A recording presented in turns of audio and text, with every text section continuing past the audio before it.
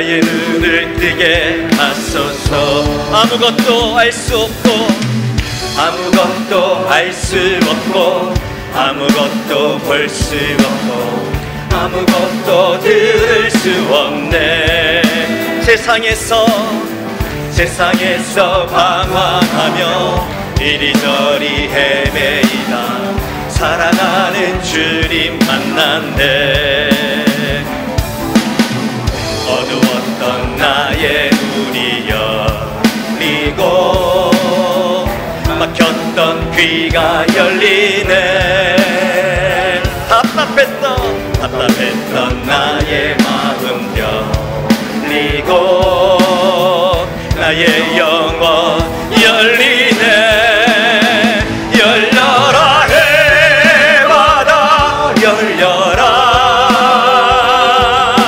눈을 뜨게 하소서. 죄악으로 어두워진 나의 영혼 나의 눈을 뜨게 열려라 해마다 열려라 해마다 열려라.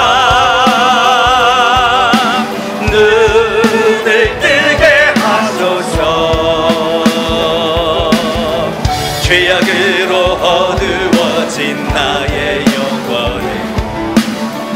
나의 눈을 한 번 더 열려라 해마다 열려라 해마다 열려라. 눈을 뜨게 하소서. 죄악으로 어두워진 나의 영혼 나의 눈을 뜨게 하소서. 아멘. 이 시간 떠지는 역사가 있었으면 좋겠습니다. 이 시간 열려지고 다시 한번 하나님 만나서 새롭게 되는 그러한 예배 시간 됐으면 좋겠습니다. 옆에 분들하고 한번 인사합니다. 잘 오셨습니다. 은혜 받읍시다.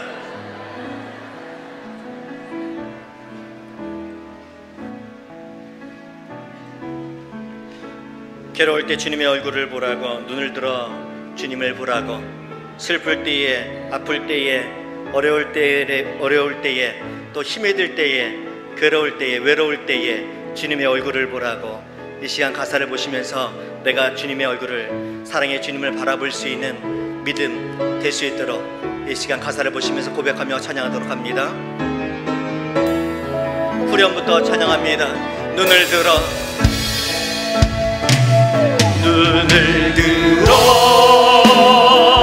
주를 보라.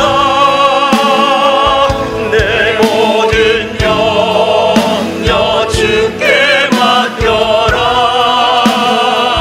슬플 때에 주님의 얼굴 보라. 사랑의 주님 안식 주리라. 괴로울 때 주님의 얼굴 보라. 평화의 주님 바라보아라. 세상에서 시달린 친구들아, 위로의 주님 바라. 한 번 더. 괴로울 때 주님의 얼굴 보라. 평화의 주님 바라보아라. 세상에서 시달린 친구들아, 위로의 주님 바라보아라.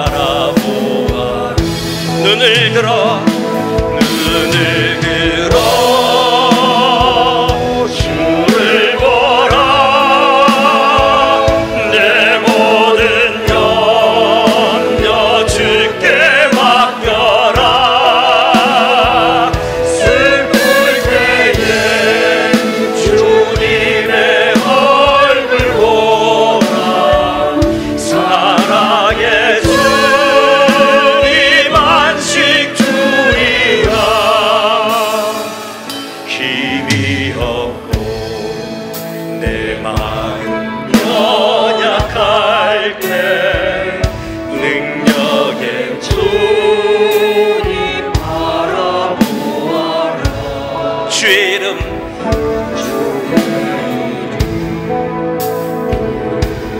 모든 자를 힘주시고 다시 한번 이 자리입니다.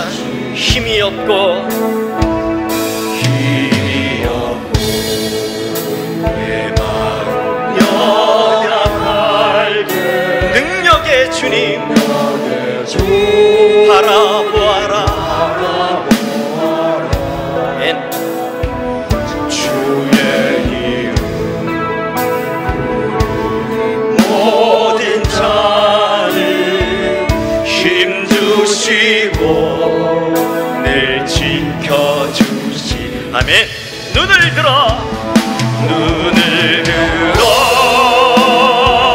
주를 보라. 내 모든 염려 주께 맡겨라.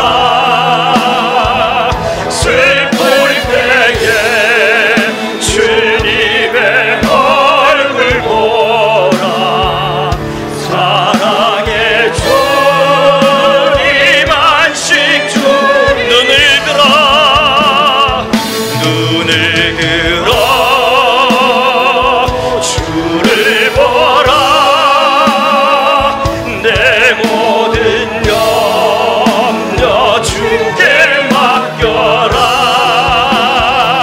슬플 때에 주님의 얼굴 보라.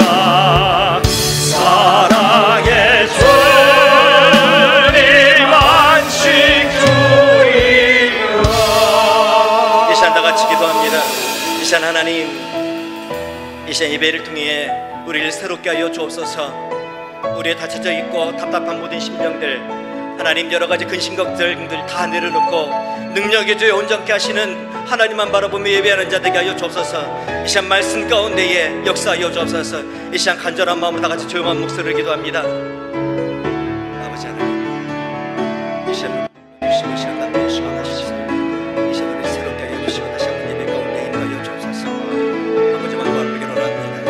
이 시간 아버지 하나님이여 찾아와 주시고 들어주셔서 예수님의 이름으로 시원할 수 있도록 성령을 내려 도와주시옵소서.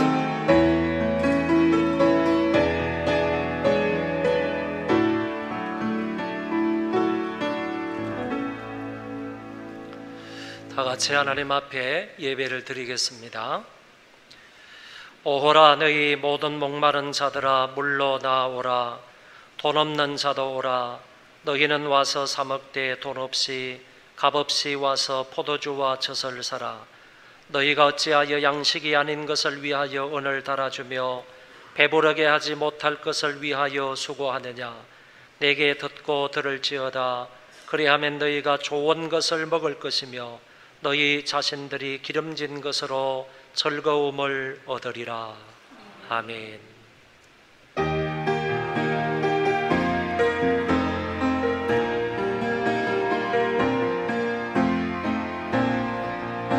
하늘의 문을 여소서.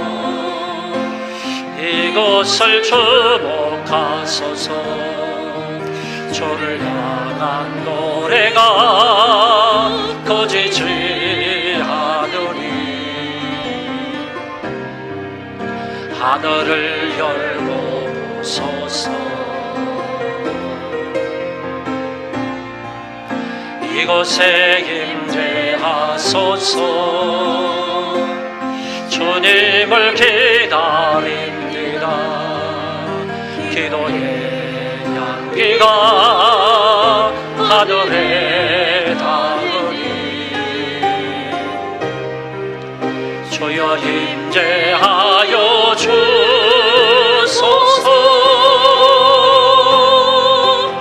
이곳에 오소서. 이곳에 앉으소서. 이곳에서 드리는 예배를 받으소서. 주님의 이름이 주님의 이름만이 오직 주의 이름만 이곳에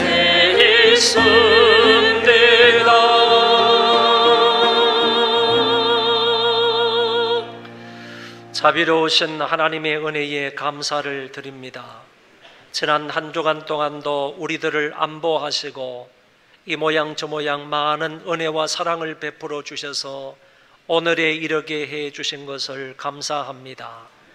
이 시간 감사한 마음으로 우리의 몸과 마음을 합하여서 살아계신 우리 하나님 앞에 예배하는 저희들 되게 하여 주옵시고, 우리의 예배를 통해서 하나님이 홀로 큰 영광을 거두어 주옵소서. 하나님은 영이시니 예배하는 자가 영과 진리로 예배할지니라고 말씀하셨사오니, 이 시간 우리가 드리는 예배가 영과 진리로 드리는 예배가 되게 하여 주옵소서.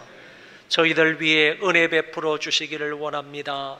그 하나님의 놀라우신 그 은혜로 인하여 오늘 하루도 기쁨으로 하나님께 영광을 돌리게 하시고, 이번 한 주간 동안도 믿음으로 하나님과 동행하며 살아갈 수 있는 귀한 은혜와 복이 있게 하여 주옵소서.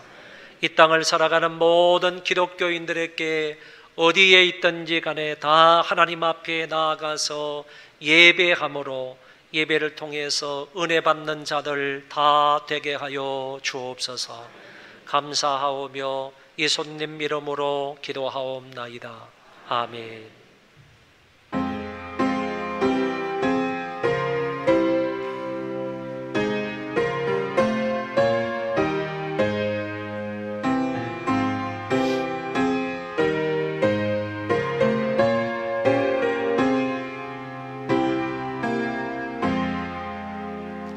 주의 하나님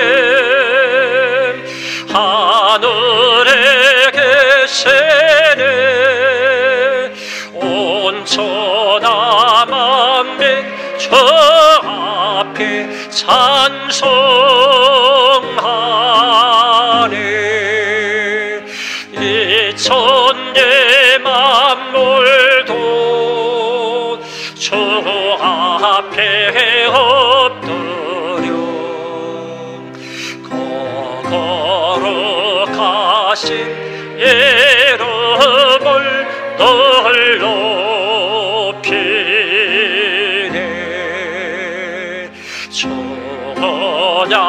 전약하신 것 끝까지 지키네. 저 하늘 나라 향하여 곧 가리라.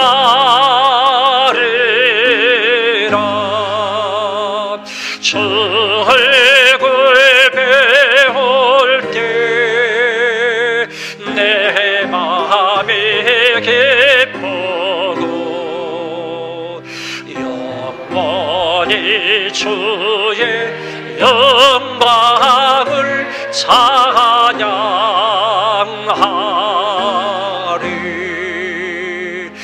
왕의 왕 되신 주 하늘에 계시네. 이 세상 죄악에 계신 그 주 예수. 저 천군 천사들 주의하고서 우성노담 연애 널 섬기네.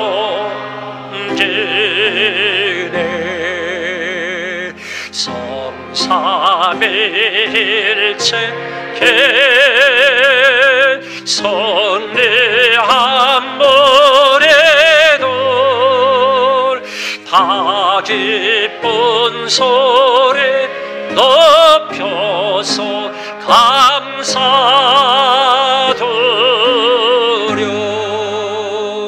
창조주 하나님 내 주님 되시니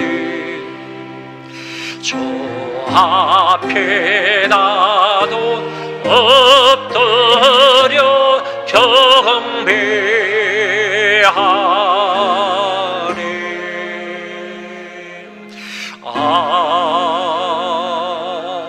아멘.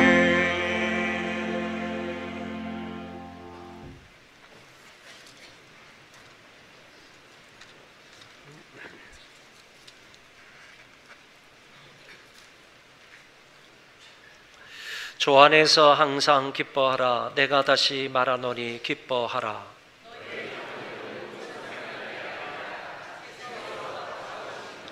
아무것도 염려하지 말고 다만 모든 일에 기도와 간구로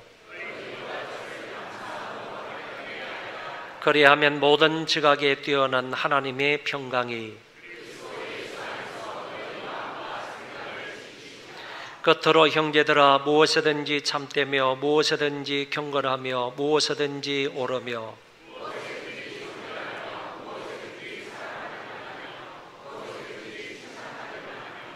무슨 덕이 있든지 무슨 기림이 있든지 이것들을 생각하라. 그리하면 평강의 하나님이 너희와 함께 계시리라. 아멘.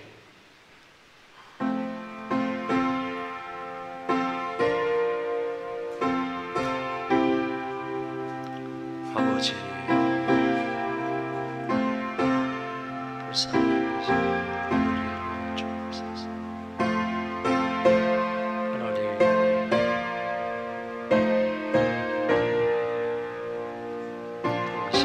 당신을 주옵소서.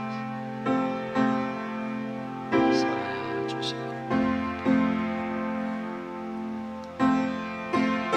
붙들어 주시고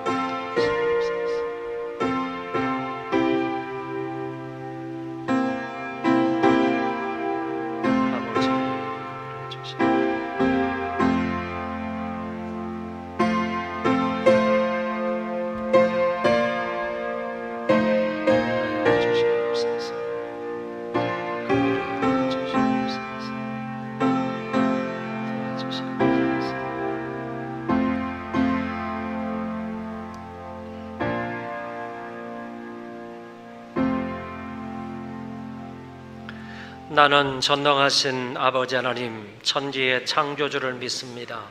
나는 그의 유일하신 아들 우리 주 예수 그리스도를 믿습니다.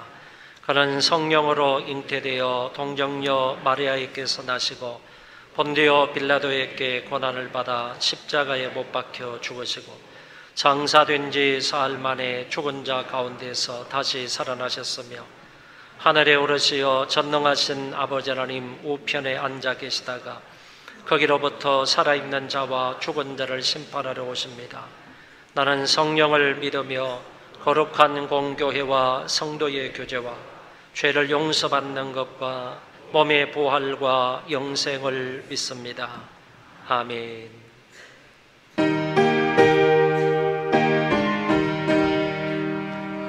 1절, 4절, 5절만 찬송하겠습니다.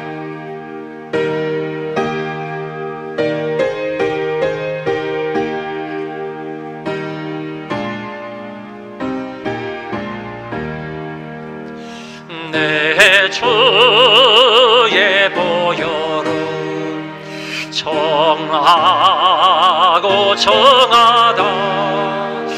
내 죄를 정케 하신 주 날 보라 하신다. 내가 주께로 지금 가노니 십자가의 보혈로 날 씻어 주소서. 큰 죄인 복받아 살 길을 얻었네. 한없이 넓고 그늘에 베풀어 주소서. 내가 주께로 지금 가거니 십자가의 보혈로 날 씻어 주소서. 그 피가 맘속에 큰 선거 됩니다. 내게도 소리 들으사 다 허락하소서. 내가 주께로 지금 가거니 십자가의 보혈로 날 씻어 주소서.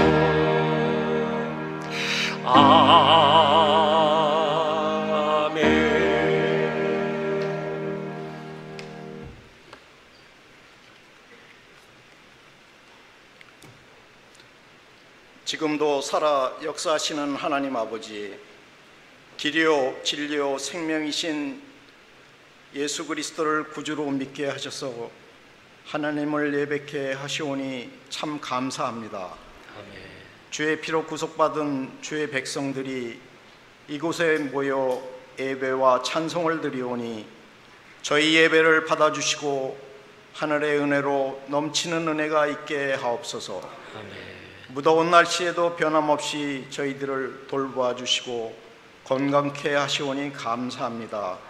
저희 소망교회가 바른 말씀이 선포되어지며 말씀이 살아 역사하는 교회 되게 하시고 다음 주에 있을 학생의 수련회와 아동부 성경학교 위에 은혜를 부어 주옵소서. 아멘. 유사 기독교의 세력이 틈타지 못하도록 지켜주시오며 저희 모두가 영적 분별력을 가지고 믿음을 지키는 자들 되게 하옵소서. 급변하는 한반도 정세 가운데 역사하셔서 이 민족이 이 마지막 때에 하나님께 귀히 쓰임받는 민족 되게 하옵소서. 아멘. 북한 주민들에게 복음의 문을 열어주셔서 저희와 함께 마음대로 주를 예배하며 찬송하는 날이 속히 오게 하소서. 아멘. 이웃나라 일본에 폭우로 피해를 입은 수많은 사람들이 있습니다. 이 민족을 긍휼히 여겨주시고 하루속히 회복되는 역사가 있게 하옵소서. 아멘. 이 시간 준비된 말씀을 기다립니다. 전하시는 목사님께 영적 충만을 더하시고 말씀의 능력이 우리 마음속에 깊이 새겨질 수 있는 능력의 말씀으로 역사하시옵소서. 아멘. 보이지 아니하시는 하나님이 보여지게 하시고 느껴지지 않는 성령님이 느껴지는 이 시간 되기를 간절히 소원하오며 십자가의 능력으로 우리를 구원하신 예수 그리스도 이름으로 기도하옵나이다. 아멘.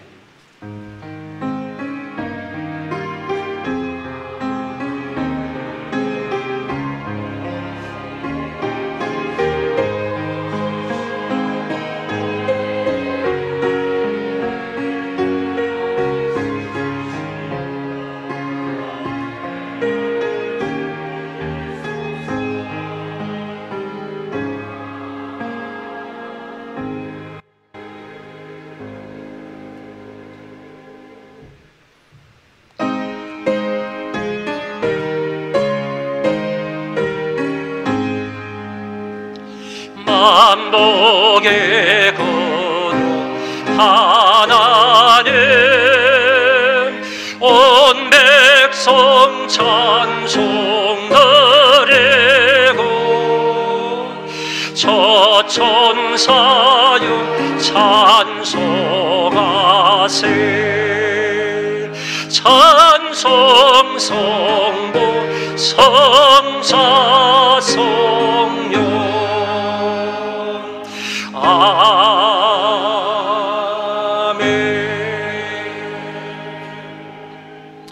하나님 은혜를 감사합니다.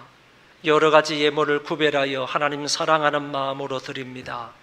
아버지 하나님께서 이 모든 헌금을 받으시고 저희들 위에 한량없는 은혜와 사랑과 복으로 함께하여 주옵소서.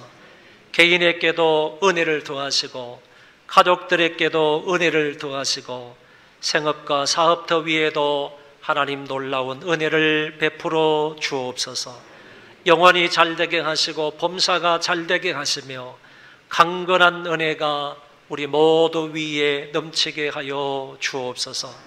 이 무더운 여름날 우리 부모님들 쇠약해지지 않도록 도와주시고 무더위로 인하여 지치지 않도록 도와주시며 영육간의 강건함으로 함께하여 주옵소서.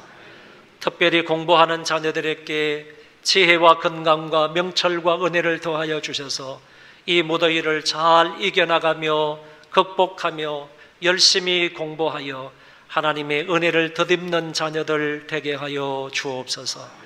아버지 하나님, 이 물질이 닿는 곳마다 하나님 영광이 창일하게 드러나도록 도와주옵시고 복음이 전파가 되어서 많은 사람들이 예수를 믿고 하나님 앞으로 돌아오는 역사가 우후죽순으로 일어나도록 은총을 베풀어 주옵소서. 감사하오며 예수님 이름으로 간절히 기도하옵나이다. 아멘.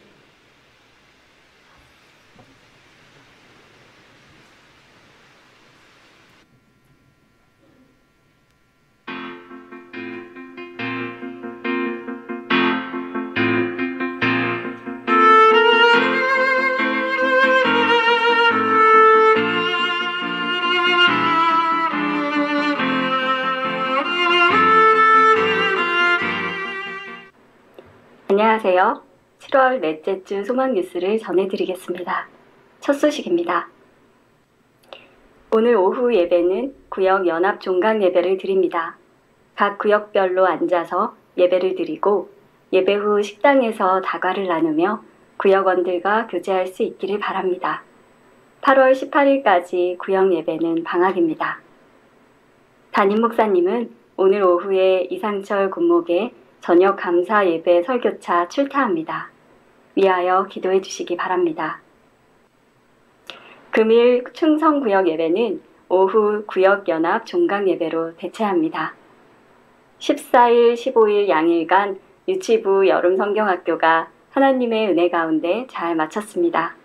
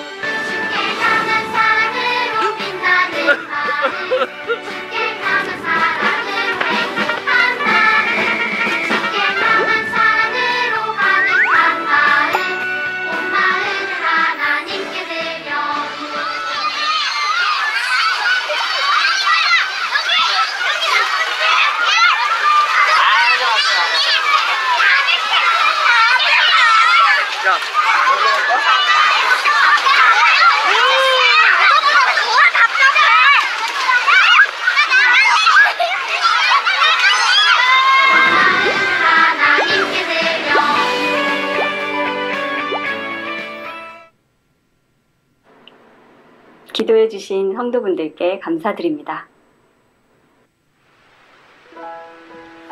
교회의 역사 속에서 발견되는 습관적인 신앙과 기준 없이 행복만 추구하는 신앙이 오늘날의 교회에서도 여전히 발견됩니다.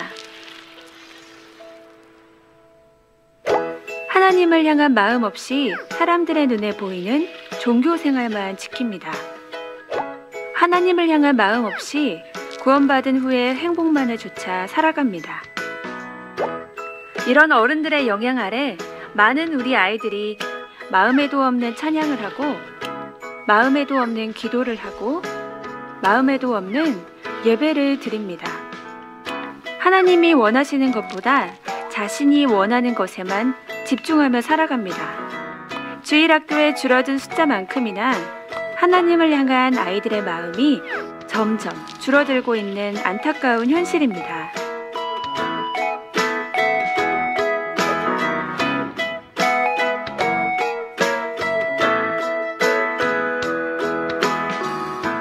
겉모습이 아닌 마음을 보시는 하나님은 우리의 말과 선택, 그리고 우리의 행동의 중심축이 마음에 있기에 우리의 마음을 지키라고 말씀하십니다.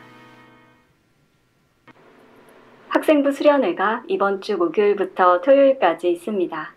그리고 아동부 성경학교는 다음 주일부터 화요일까지 있습니다. 기도와 협력을 부탁드립니다.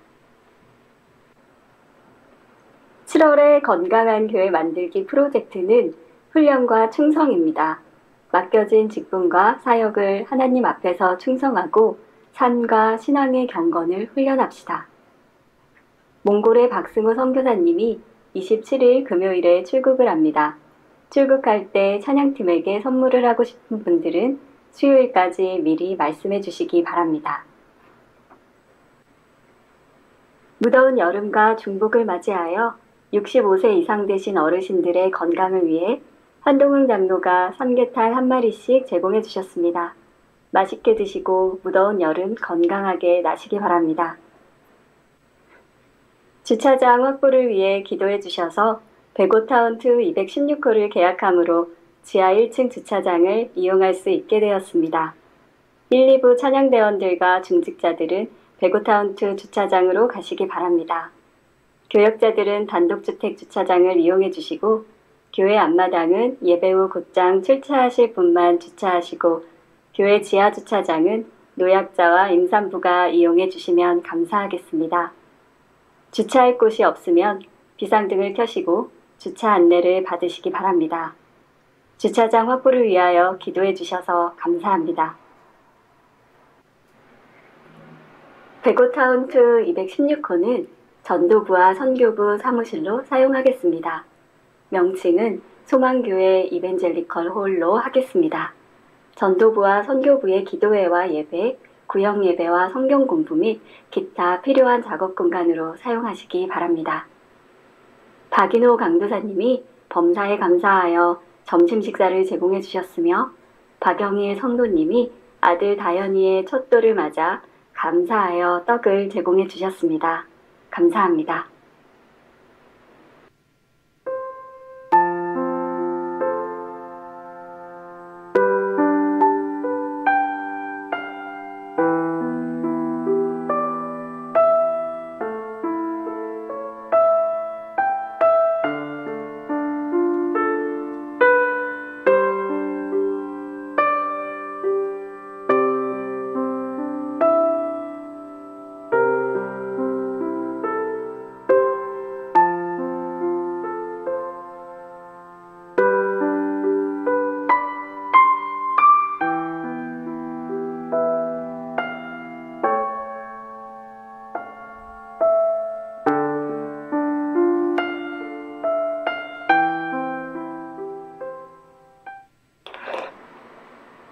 교육부서 여름 행사가 계속해서 진행되고 있습니다.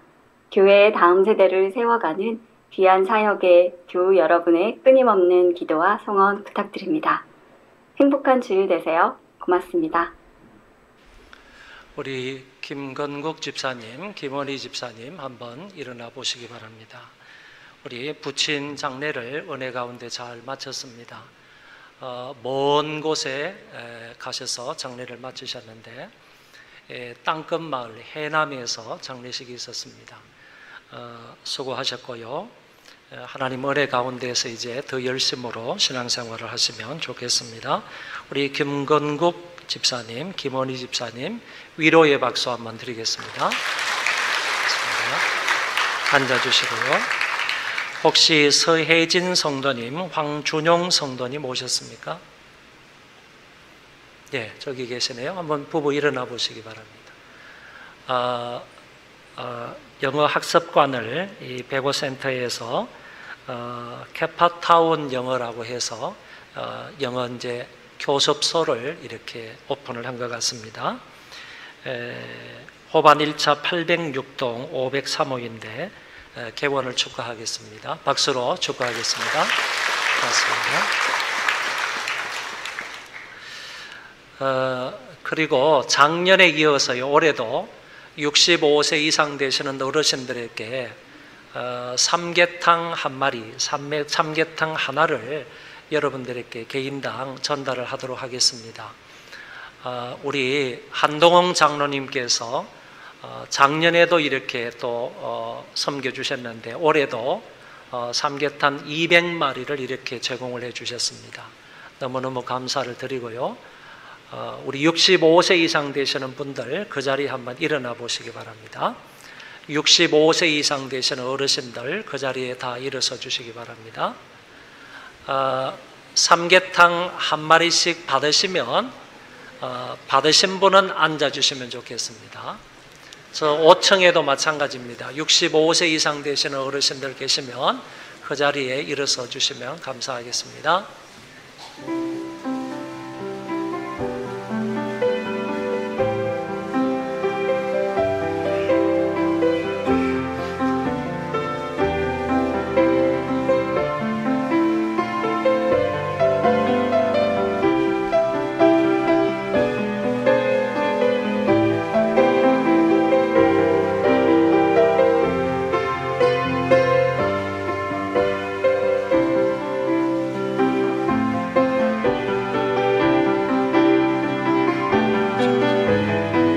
여기요, 여기 이쪽 줄은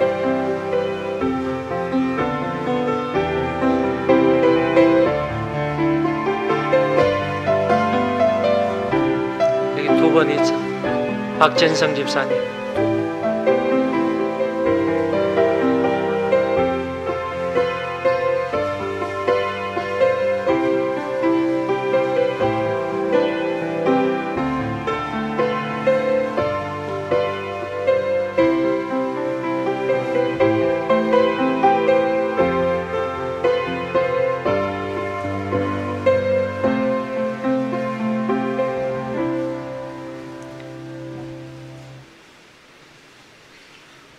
우리 저 유아실에 65세 이상 되신 분입니까?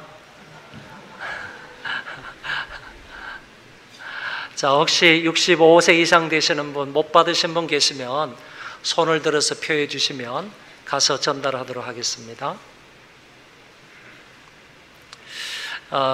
우리 65세 이상 되시는 어르신들, 비록 작은 것이지만 이것 드시고 건강하게 여름을 나시도록 위에서 박수 한번 부탁하고요.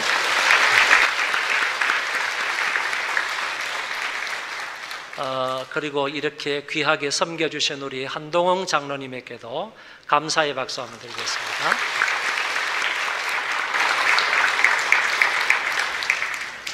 하나님 말씀 보겠습니다. 출애굽기 2장 1절부터 10절입니다.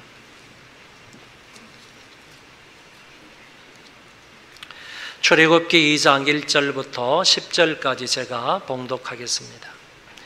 레위 가족 중 한 사람이 가서 레위 여자에게 장가들어 그 여자가 임신하여 아들을 낳으니 그가 잘생긴 것을 보고 3달 동안 그를 숨겼으나 더 숨길 수 없게 되매 그를 위하여 갈대 상자를 가져다가 역청과 나무 진을 칠하고 아기를 거기 담아 나일강과 갈대 사이에 두고 그의 누이가 어떻게 되는지를 알려고 멀리 있었더니 바로의 딸이 목욕하러 나일강으로 내려오고 시녀들은 나일강가를 거닐 때에 그가 갈대 사이에 상자를 보고 시녀를 보내어 가져다가 열고 그 아기를 보니 아기가 우는지라 그가 그를 불쌍히 여겨 이르되 이는 히브리 사람의 아기로다. 그의 누이가 바로의 딸에게 이르되 내가 가서 당신을 위하여 히브리 여인 중에서 유모를 불러다가 이 아기에게 젖을 먹이게 하리이까. 바로의 딸이 그에게 이르되 가라 하매 그 소녀가 가서 그 아기의 어머니를 불러오니 바로의 딸이 그에게 이르되 이 아기를 데려다가 나를 위하여 젖을 먹이라. 내가 그 삭슬 주리라. 여인이 아기를 데려다가 젖을 먹이더니 그 아기가 자라매 바로의 딸에게로 데려가니 그가 그의 아들이 되니라. 그가 그의 이름을 모세라 하여 이르되 이는 내가 그를 물에서 건져내었음이라 하였더라. 아멘.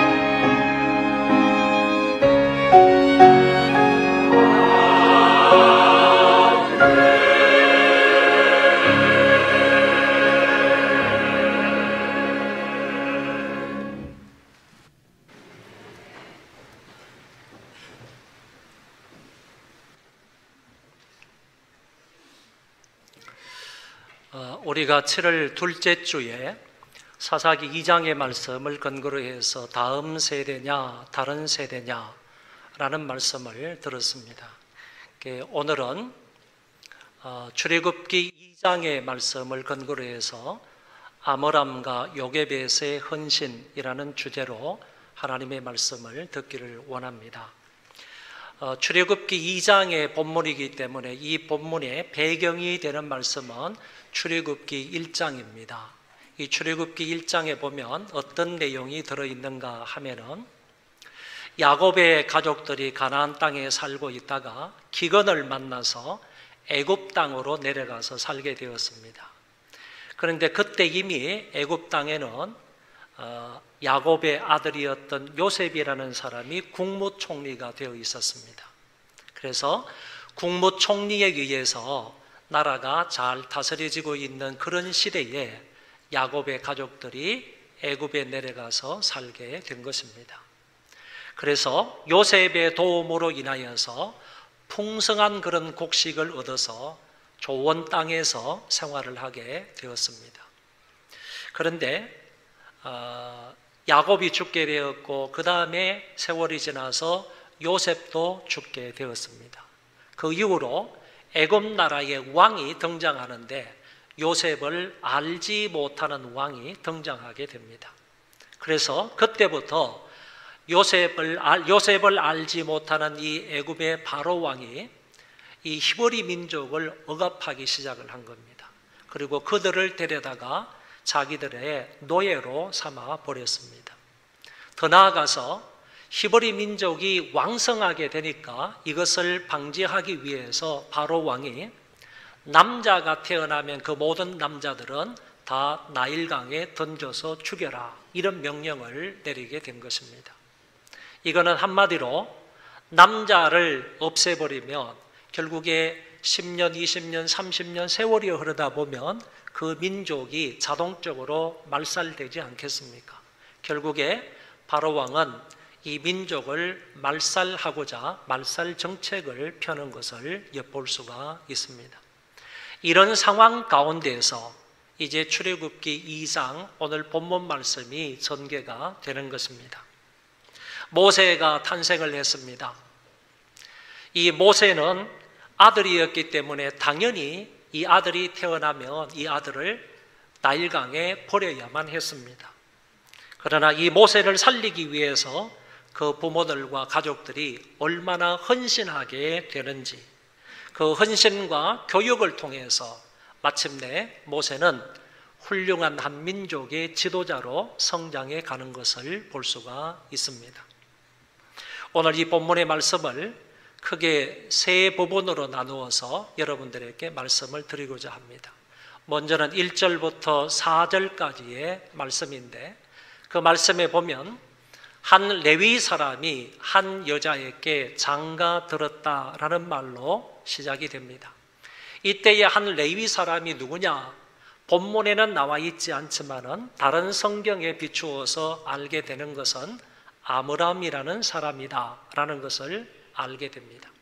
이 아므람의 조상이 고핫이라는 사람이고 고핫의 윗조상이 레위라는 사람입니다.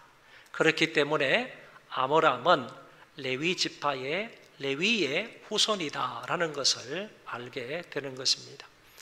한 여자에게 장가 들었다 그랬는데 역시 한 여자가 누구인지는 성경에 나오지 않습니다. 다만 다른 성경에 비추어 볼 때 이 사람이 요게벳이다 하는 사실을 알게 됩니다.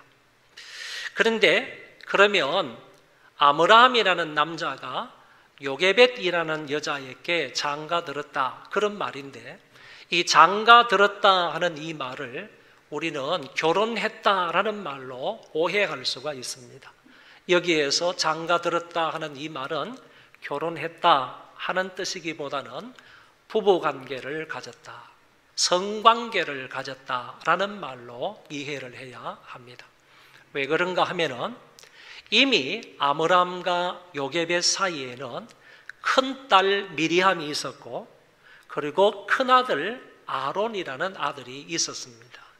이번째 낳게 되면 세 번째 낳는 아이이기 때문에 여기에서 장가 들었다 하는 말을 결혼했다, 결혼해서 모세가 생겼다 이렇게 볼 수가 없기 때문에 여기에서는 단순히 아므람이라는 남자가 요게벳이라는 남자하고 부부 사이에서 한 번 더 성관계를 가지게 된다, 부부관계를 가지게 되었다 하는 말로 이해를 하면 되겠습니다. 그래서 아므람과 요게벳이 부부관계를 가짐으로 셋째 아이가 태어나게 됩니다.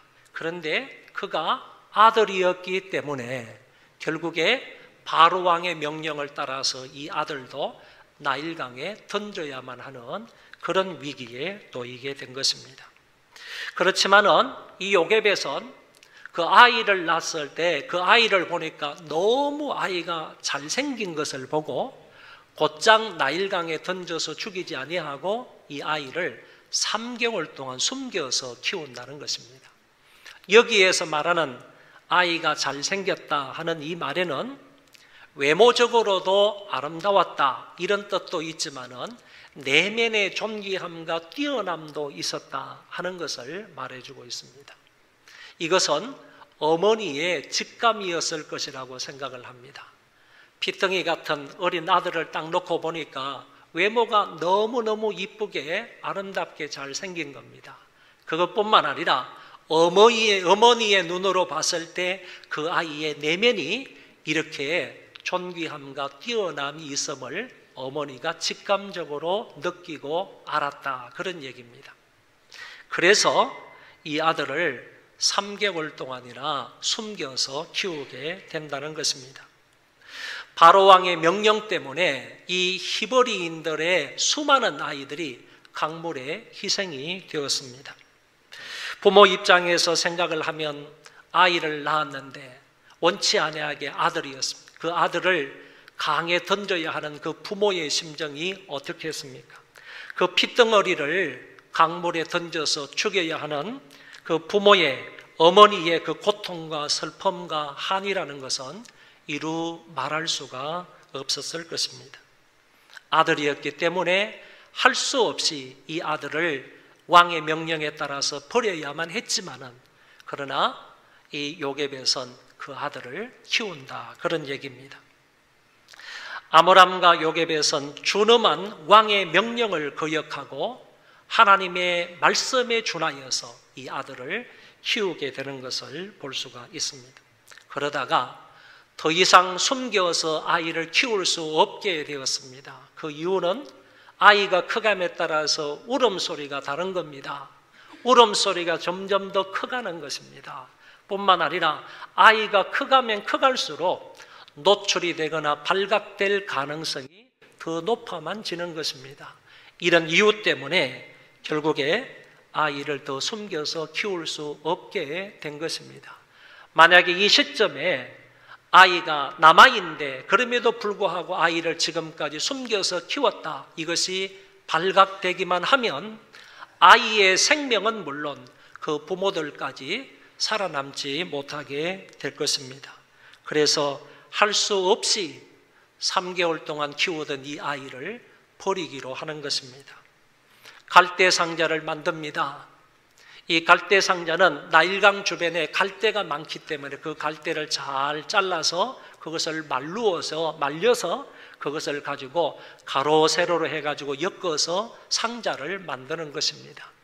여러분, 그 어머니나 아버지가 아므람이나 요게벳이 자기 아들을 둘 그 갈대 상자를 만들 때의 그 심정을 한번 생각을 해보시기를 바랍니다. 갈대를 가져다가 가로줄을 엮습니다. 그리고 세로줄을 엮습니다. 그런데 보니까 빈틈이 조금 생겼습니다. 그 빈틈이 생기면 물이 들어오기 때문에 쉽게 가라앉게 됩니다. 그래서 어머니가, 아버지가 다시 그 빈틈을 꼼꼼하게 메꾸는 겁니다. 그렇게 해서 한 줄, 두 줄 이렇게 갈대 상자를 만들어가는 그 부모의 심정을 한번 생각해 보시기를 바랍니다.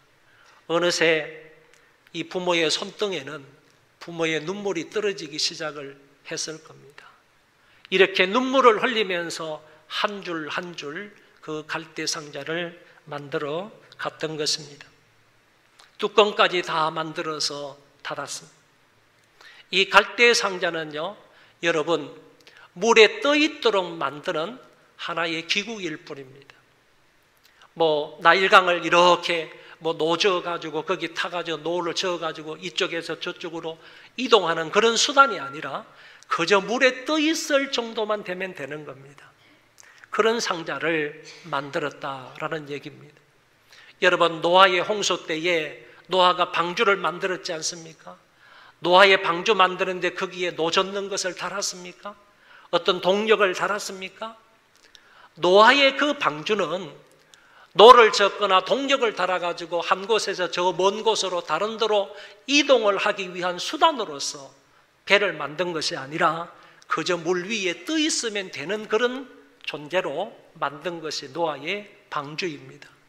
그런데 정말 정확하게요, 오늘 여기 나와 있는 갈대 상자의 상자라는 그 말하고 노아의 방주에서 방주라는 말하고 히브리 원문이 같다는 것입니다. 무슨 말이냐 하면은 이 갈대의 상자는요, 모세의 생명을 구원하고 모세의 생명을 보존하는 상자입니다. 노아의 방주는 노아의 8식구의 생명을, 8명의 식구의 생명을 보존하는 것이 바로 방주라, 그런 얘기입니다. 이런 의미에서 상자나 방주를 같은 의미의 단어로 사용하고 있음을 볼 수가 있습니다. 갈대 상자를 다 만들었습니다. 그리고 난 이후에는 이제 안쪽에 물이 새어 들어오지 않도록 하기 위해서 역청을 바릅니다. 그리고 나무 진을 바릅니다. 여러분, 역청이라는 것은 원유라는 말인데 피치라는 말입니다. 어떤 사람이 성경을 읽다가 출애굽기 2장 3절에 보니까 역청과 나무진이라는 말을 미국 사람이 발견을 하고, 피치라는 이 말은 우리말에는 역청으로 되어 있지만 원유라는 얘기거든. 원유라는 얘기야. 그러면 나일강에는 역청들이 많이 있다고 하면 나일강에는 분명히 원유가 매장되어 있을 가능성이 있다. 그래가지고 이 미국 사람이 그쪽으로 날아가가지고 그쪽에서 시추 허가를 받아가지고 나일강 주변을 시추했더니만은 엄청난 양의 원유가, 석유가 매장되어 있다는 것을 발견하고, 그 회사가, 미국 회사가 아직 큰 부자가 된 것을 역사적인 기록에 있단 말이죠. 그때 사용했던 그 피치, 원유, 이거는 방수용으로 쓰여지는 거거든요. 물이 새어 들어오지 않도록 하기 위해서 방수용으로 역청을 바르는 거예요. 그리고 나무를 보존하기 위해서 갈대 상자, 이 갈대를 보존하기 위해서 나무진을 곱게 칠하는데 한두 번 칠했겠습니까? 더 열심히 애지중지하는 마음으로 물이 조금이라도 스며들지 않게 하기 위해서 역청과 이 나무진을 골고루 여러 번 겹쳐서 발라서 말렸다고 생각을 합니다. 그리고 나서 아이를 그 가운데 두고 나일강강 갈대밭 사이에 그 아이를 두게 되었습니다. 여러분, 흐르는 눈물을 닦으면서 이 모세의 아버지와 어머니는 그 갈대 상자를 들고 나일강 주변에 그 갈대가 많은 그곳에 쉽게 떠내려가지 않게 하기 위해서 그 갈대밭 사이에 이 갈대 상자를 두는 겁니다. 두면서 이 부모들이 기도했지 않았겠습니까? 하나님 아버지, 이 아들의 생명을 지켜주십시오. 하나님 아버지, 이 아들의 생명을 아버지께 부탁합니다. 제발 이 아들을 살아있게만 해주십시오. 이런 마음으로 부모가 기도하면서 갈대밭 사이에 갈대 상자를 두었지 않았겠습니까? 그랬을 때 누이 미리암이 나타나서 이 갈대 상자가 어떻게 되는지를 보기 위해서 숨죽이면서 거기에 지켜보고 있는 것입니다. 이때 미리암의 나이가 14세, 15세 정도 되었을 것으로 추정을 합니다. 그녀가 동생의 생명이 달려있는 이 갈대의 상자를 숨죽이면서 숨어서 지켜보고 있는 것입니다. 여기까지의 말씀이 1절부터 4절까지의 말씀인데 간단하게 요약을 하면 이렇습니다. 모세가 출생을 하였을 때 이 가족들은 절망적인 상황 속에서 그 사람들, 그 아이를 살리기 위해서 최선의 노력을 다합니다. 3개월 동안 숨죽여 가면서 그 아이를 숨겨서 키웁니다. 더 이상 키울 수가 없어서 갈대 상자를 만들어서 나일강에 띄워 보냅니다. 우리 미리암은 동생을 가엾게 여기며 어떻게 되는지를 숨죽여 지켜보고 있습니다. 이 마지막 부분의 뉘앙스를 가만히 보면 자기들 힘으로서는, 가족들 힘으로서는 더 이상 이 아이에 대해서 어찌할 수 없는 상황이기 때문에 갈대 상자를 갈대 숲 사이에 내려놓으면서 전지전능하신 하나님께 모든 것을 신뢰하고 하나님께 이 아이의 생명을 맡기는 듯한 그런 기분을, 그런 느낌을 볼 수가 있습니다. 두 번째 부분으로 넘어가면 5절부터 9절의 말씀인데, 바로왕의 딸이 목욕을 하기 위해서 나일강으로 나왔습니다. 이때 바로왕의 딸은 하셉슈터라고 알려져 있습니다. 이 하셉슈터가 나와서 목욕을 하는데, 여러분, 몸을 씻기 위해서 나일강에 목욕하러 나온 것 아닙니다. 나일강의 물보다도, 또는 나일강의 그 물의 환경보다는요, 오히려 자기가 살고 있는 바로왕의 왕궁이 훨씬 더 깨끗하고 좋은 물들이 있는 것이고, 그리고 목욕하기 좋은 환경적인 요소가 왕궁에 얼마든지 있었을 것입니다. 만약에 단순히 내 몸만 씻기 위해서 나일강에 나왔다고 한다면 나올 이유가 없는 겁니다. 굳이 이곳에 더러운 물에 좋지 않은 환경 속에 나와서 이곳에서 목욕을 할 이유가 어디 있습니까? 이때 바로왕의 공주가 나일강물에 나와서 목욕을 한 것은 이런 의미에서 목욕을 하러 나온 것입니다. 이거는 일종의 종교적 정결의식입니다. 애굽 사람들은 나일강을 신성시 여기기 때문에 이 몸에다가 자기의 몸을 씻으면, 이 물에다가 자기의 몸을 씻으면 자기의 내면까지 깨끗해진다, 신성하게 된다, 정결하게 된다, 이런 의미에서 공주가 나와서 목욕을 하게 되었다는 것입니다. 공주가 나일강에 나왔다가 모세가 누워있는 이 갈대의 상자를 발견하게 됩니다. 여러분, 이 때와 시간과 장소가 절묘하지 않습니까? 나일강 사이에 그 갈대 상자를 두었을 때 하필 그 시간에, 그 때에, 그 장소에 공주가 목욕을 하러 나왔다. 이거는 절묘한 찬스 아닙니까? 절묘하게 때와 장소와 시간이 맞아떨어지는 것 아닙니까? 만약에 이때 나왔는데 공주가 먼저 갈대 상자를 발견하지 아니하고 시녀들이 먼저 갈대 상자를 발견했더라면 어떤 일이 벌어졌을까요? 아마도 시녀들도 왕의 명령이 어떤 명령인지를 다 알고 있기 때문에 시녀들은 그 갈대 상자를 먼저 보았더라면 그 갈대 상자를 공주에게 절대로 보여주지 않았을 겁니다. 그 갈대 상자를 자기들 마음대로 처리해버리고 말았을 것입니다. 그런데 공주가 먼저 그 갈대 상자를 발견하고 시녀들을 보내어서 가져다가 열어보게 합니다. 그랬더니 그 갈대 상자 속에 아기가 울고 있는 것입니다.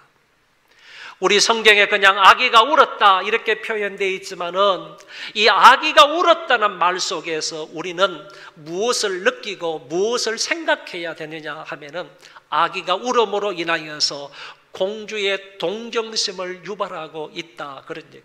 더 나아가서 아직 공주는 결혼하지 않은 사람이지만은 그럼에도 불구하고 여자이기 때문에 그 여자의 마음속에는 모성의 감정이 있다는 거죠. 그 모성의 감정을 자극하고 있다라는 얘기입니다. 어쩌면 하나님께서 절묘하게 공주로부터 불쌍히 여김을 받으라고 모세를 울리고 있는 겁니다. 모세가, 그 아기가 그 상자 속에서 우는 겁니다. 그리해서 공주의 동정심을 유발하게 되고 모성의 감정을 자극함으로 인하여서 공주가 이 아들을 불쌍히 여기는 거예요. 이 아들을, 이 히브리 아이를 불쌍히 여기면서요, 이 아이를 구해 준다는 얘기입니다. 여러분, 얼마든지 공주는요, 아버지의 명령이 있기 때문에 아버지의 명령을 생각해서 이 아이를 그냥 보고 지나칠 수가 있습니다. 관심조차 기울일 필요가 없습니다. 그럼에도 불구하고 이 아들이 우는 것을 보고 불쌍히 여기는 마음, 측은히 여기는 마음을 갖게 되고 이 아이를 그 자리에서 구한다는 얘기입니다. 여러분, 아버지 바로왕은 모든 히브리 남아를 죽이라고 명령을 한 사람입니다. 그런데 그의 딸 하셉수트는 아버지의 명령을 어기고 오히려 히브리 아이를 구하고 있다는 것입니다. 이때 미리암이 등장을 합니다. 공주 앞에 나서서 이렇게 말합니다. 내가 가서 당신을 위하여 히브리 여인 중에서 유모를 불러다가 이 아이에게 젖을 먹이게 하리이까. 여러분, 때를 딱 맞춰가지고 미리암이 등장을 하는 겁니다. 미리암이 어쩌면 이런 때를 기다렸는 것처럼 갈대사이에 숨어 있다가 이 공주가 갈대 상자를 보자마자 그 아이의 울음소리를 듣고 난 이후에 찬스를 봐가지고 즉각적으로 달려들어서 공주에게 이렇게 말하는 겁니다. 여러분, 여기 보면 내가 가서 히브리 여인 중에서 유모를 불러다가 아이에게 젖을 먹이게 하리이까. 애굽 여인들은 히브리 아이들을 젖 먹이지 않습니다.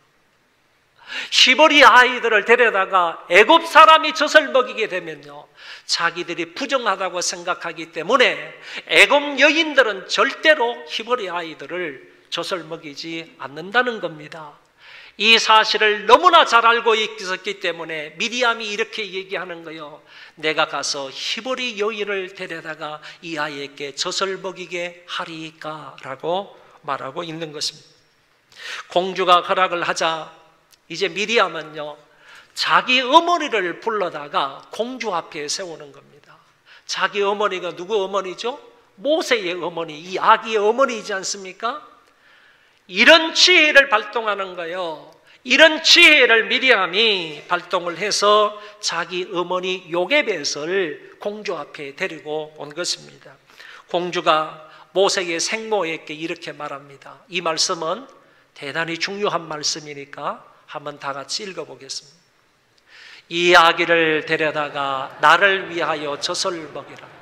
내가 그 삭슬 주리라. 여인이 아기를 데려다가 젖을 먹이더니. 여러분, 아이를 데려가라 하는 이 말씀이 요게벳께 있어서는요, 얼마나 감격스러운 말인지 모르는 거예요.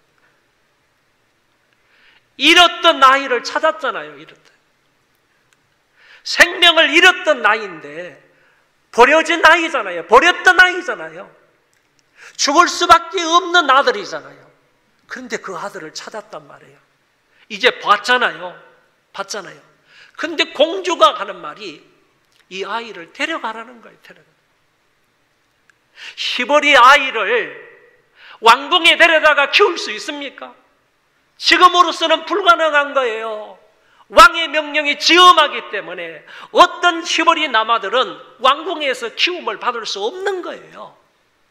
없단 말이지. 왕궁에서 혹시 키움을 숨겨서 받는다 할지라도 애굽 여인을 데려다가 히브리 아이의 젖을 먹일 수는 없단 말이지. 이런 환경 속에서요, 공주가 요게벳에게 하는 말이 이 아이를 데려가라. 결국에는 자기 아이잖아요. 자기 손에서 놓았던 아이잖아요.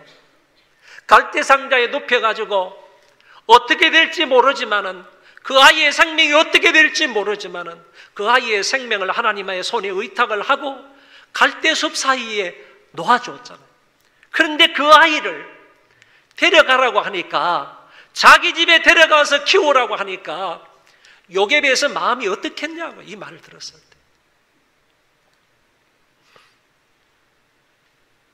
그리고 젖을 먹이라고 하는 거예요. 이 젖을 먹이라 하는 이 말은요, 단순히 수유하라 이런 말을 넘어선 뜻이 있습니다. 이 말은 무슨 뜻인가 하면 양육하라 라는 말이 있어요. 양육하라 하는 이 말 속에는 교육하라 라는 말이 있다니까요. 교육하라는 말이. 얼마나 좋습니까? 젖을 먹이면서 자기 아들에게 자기의 젖을 물리면서 이 아이를 교육하는 거예요. 물론 공주의 마음에는 지혜롭게 성장할 수 있도록 이 세상 학문에 대해서 잘 교육하라 이런 의미가 있었지만은, 모세의 어머니로서는 얼마나 다양한 일입니까? 이 아이에게 젖을 물려서 젖을 주면서 이 아이에게 신앙교육을 하는 거예요. 하나님 여호와에 대한 신앙교육을 한다 그 말이에요. 이러니까 젖을 먹이라 하는 이 말도 요게벳에게 있어서는 정말로 하이웨이 같은 은혜의 말씀입니다. 그 다음 삭슬 주리라, 이 말은 공주가 모세를 키우도록 요게벳을 고용했다, 그런 뜻입니다. 고용했다는 뜻이에요. 여러분, 자기 아들을 키우는데, 자기 아들을 젖먹이면서 키우는데, 그것도 한 3년에서 5년 동안 키우는데요, 자기 아들을 키우는데 공주로부터 양육비를 받으면서 아이를 키운다니까요. 이걸 키운다니까. 여러분, 아이를 데려가라, 젖을 먹이라, 삭슬을 주리라, 이 말은요 요게벳에게 있어서 대단한 은혜의 말씀이 아닐 수 없고 대단한 축복의 말씀이 아닐 수가 없습니다. 이럴 뻔한 아들을 찾았지요. 자기 품에 안고 자기의 젖을 물리면서 아이를 키울 수 있지요. 하나님에 대한 신앙교육을 할 수가 있었지요. 양육비까지 받고 있지요. 강제 노동에 나가지 않아도 되지요. 이것이 요게벳에게 있어서 얼마나 큰 축복이며 은혜인가라는 말입니다. 이 3절부터 5절에서부터 9절까지의 말씀을 한마디로 요약을 하면, 하나님의 능하신 큰 손이 바로의 공주의 마음을 움직이시고요, 미리함으로 지혜롭게 말하게 하고 행동하게 하심을 볼 수가 있고, 더 나아가서 공주의 배려로 요게벳이 최상의 조건으로 자기 아들 모세를 기르는 부분을 볼 수가 있습니다. 여러분, 그런데 5절에서 9절까지 아무리 읽어봐도요, 하나님이 이렇게 섭리하셨다, 하나님께서 이렇게 역사하셨다, 하나님께서 이렇게 도와주셨다, 이런 말씀은 직접적으로 아무도 나오지 않습니다. 그런 표현은 한 번도 나오지 않지만은요, 우리가 성경을 정말로 영적으로 면밀하게 잘 살펴보면요, 기도하면서 살펴보면 하나님의 그 능하신 손, 하나님의 그 능하신 손이 섭리하시고 계시고 운행하고 계시고 역사하고 계시다는 사실을 우리는 이 말씀을 통해서 확실히 알 수 있게 된다는 것입니다. 마지막 세 번째, 모세의 성장과 그 이름에 관한 부분인데, 모세는 어머니 요게벳의 품에서 자라나게 됩니다. 아이가 자랐다 하는 이 말은 젖을 뗄 때가 되었다, 그 말인데, 적어도 한 3세에서 만 5세까지의 그런 아이가 되었다, 이렇게 볼 수가 있습니다. 이때까지 요게벳은 최선을 다해서 이 아이에게 신앙교육을 했던 겁니다. 유명한 교육학자들의 말을 빌리면요, 아이들이 어떤 성품을 형성을 하는데, 성품을 형성하는데 아주 기초적인 그런 교육이 언제까지 완성이 되느냐 하면은 1세에서부터 6세 이전까지 완성이 된다라고 합니다.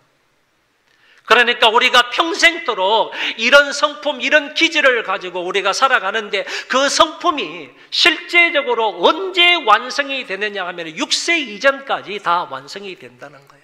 그런 의미로 본다면 모세의 어머니 요게벳은요, 성실하게 자기에게 주어진 이 세월 동안 5세까지 철저하게 하나님 여호와에 대한 신앙을 아이에게 심어 주었고, 이것이 근거가 되어서 모세는 훌륭하게 하나님의 사람으로 성장해 갈 수 있었다라고 봅니다.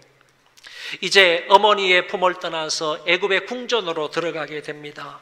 이제는 요게벳의 아들이 아니라 바로의 공주의 아들로서 왕궁에서 살아가게 됩니다. 공주는 그 이름을 모세라 이렇게 불렀습니다. 한번 따라합시다. 모세. 모세라는 말은 물에서 건짐을 받았다, 이런 뜻입니다. 물에서 건짐을 받았기 때문에 이거는 수동적인 표현입니다. 수동적인 표현인데, 모세스라는 이 말은 수동적인 의미만 갖는 것이 아니라 능동적인 의미도 갖는다는 거예요. 참 독특한 이름입니다. 모세스라는 이 말은 수동적인 의미로, 다시 말해서 바로의 공주에 의해서 물에서 건짐을 받았다는 의미로 사용이 되지만은 능동적인 의미로도 사용이 된다는 거예요.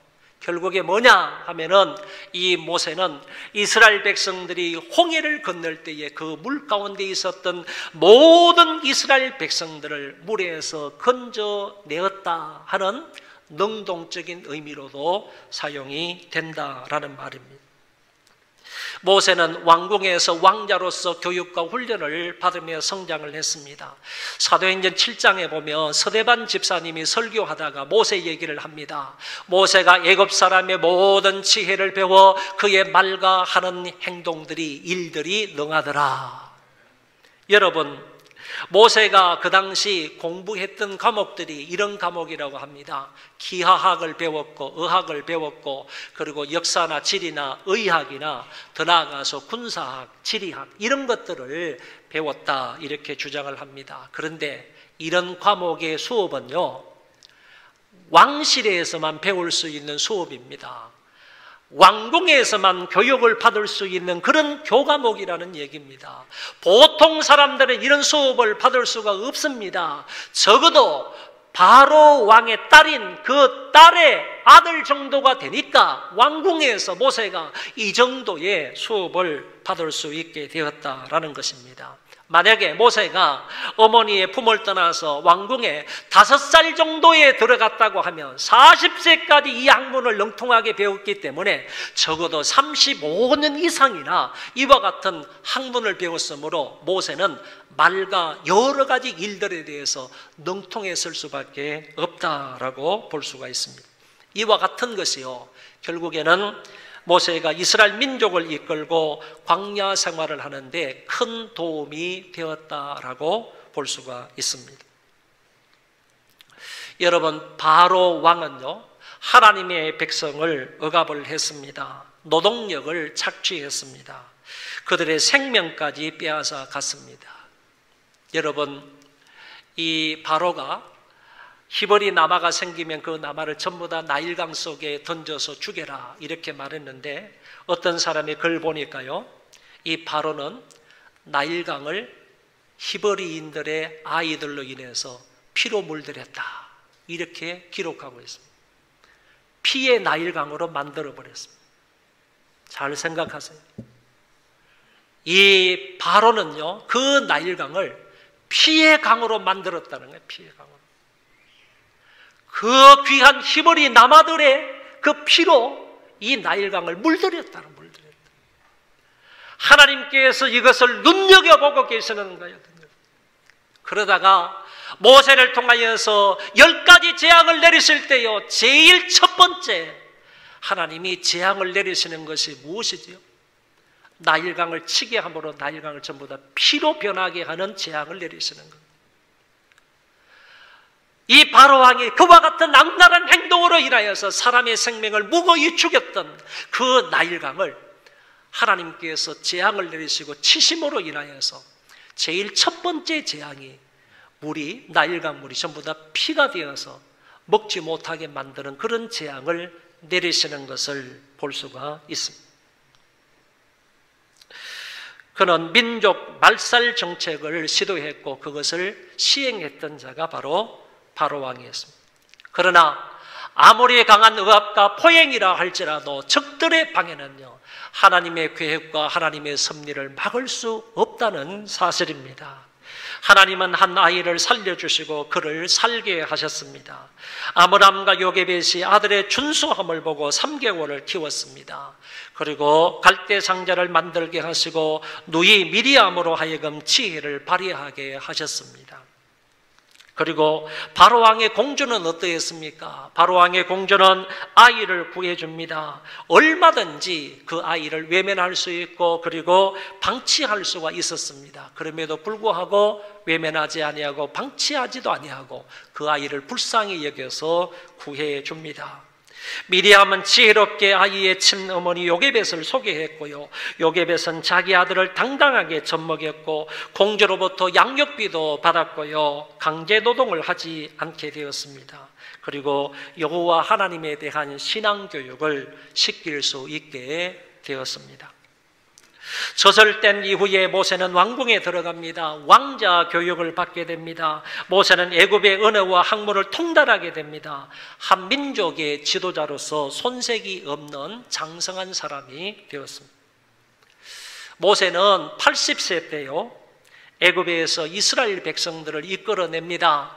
홍해를 육지같이 건너게 합니다. 40년 동안 이스라엘의 광야 생활을 인도합니다. 하나님의 음성을 들었던 사람이고 하나님과 직접 대면하여 보았던 사람입니다. 십계명을 받아서 전달한 사람입니다. 120세가 되어도요 그 눈이 흐리지 아니하고 기력이 쇠하지 않는 사람이 되었습니다. 모세의 인생은 40년은 애굽에서 살았고 40년은 미디안 광야에서 살았고 나머지 40년은 출애굽하여 요단강까지 하나님의 백성을 이끌고 갔던 지도자가 모세였습니다. 한마디로 말하면 모세는 하나님의 대리자였고요 하나님의 대리자로서 그 역할을 능히 잘 감당했던 인물입니다. 하나님은 여러 사람을 사용하여 그분의 계획을 이루십니다. 아므람과 요게벳을 사용을 하시고요 미리암을 사용하시고 더 나아가서 바로의 공주를 사용하셔서 한 아이를 살리시고 양육과 교육을 시키시고 마침내 귀한 일꾼으로 만들어서 하나님이 크게 사용하셨습니다. 부모된 여러분, 자녀를 더욱더 사랑할 수 있기를 바랍니다. 그리고 신앙교육을 잘 시키실 수 있기를 바랍니다.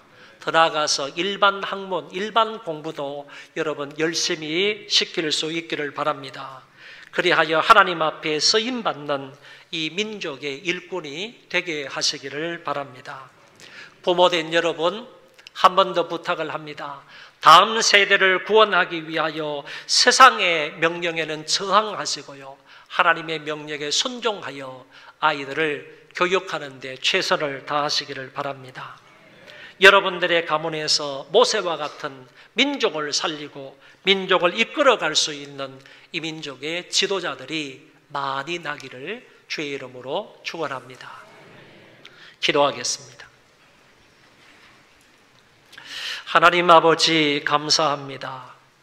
우리도 우리의 자녀들에게 신앙교육을 잘 시키고 훈련함으로 모세처럼 이 민족의 훌륭한 지도자들이 되게 하여 주옵소서. 우리의 가문을 통하여서 정말 많은 사람들이 이 민족을 살리고 이 민족을 이끌어갈 수 있는 이 민족의 지도자가 배출되도록 은혜를 베풀어 주옵소서. 자손 대대로 이런 사람들이 많이 일어나므로 우리의 가문이 신앙의 명문 가문이 되게 하여 주옵소서. 예수님 이름으로 기도하옵나이다. 아멘.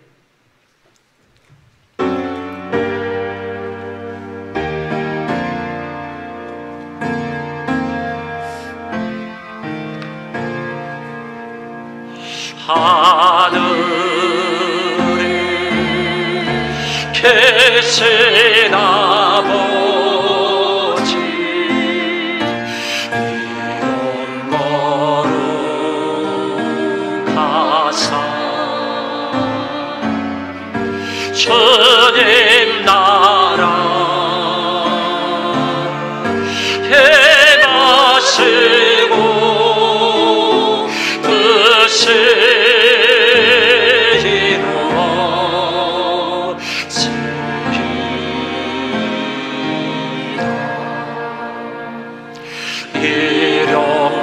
한량 주시고 우리들의 모든 죄 다 용서하옵시고 또 시험에 들게 마시고 악에서 구원하소서.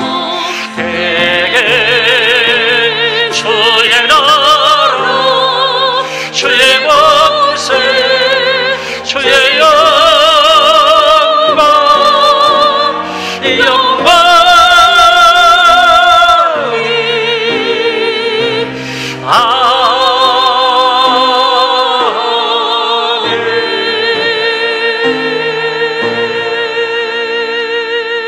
주 예수 그리스도의 은혜와 하나님 아버지의 사랑하심과 성령의 교통하심이 오늘 예배를 드리고 돌아가는 모든 심령들 위에와 저희 자손 만대 위에 이제로부터 영원토록 함께 있을지어다. 아멘.